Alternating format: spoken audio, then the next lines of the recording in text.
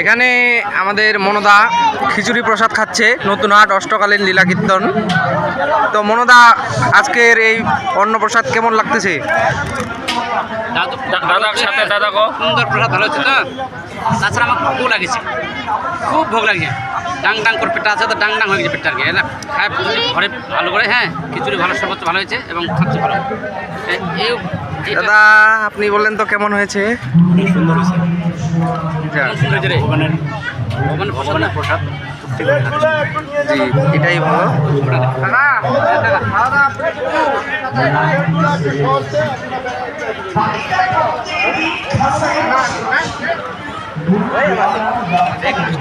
প্রতাপচন্দ্র, আজকের এই ভগবানের প্রসাদ কেমন হয়েছে বলো তো?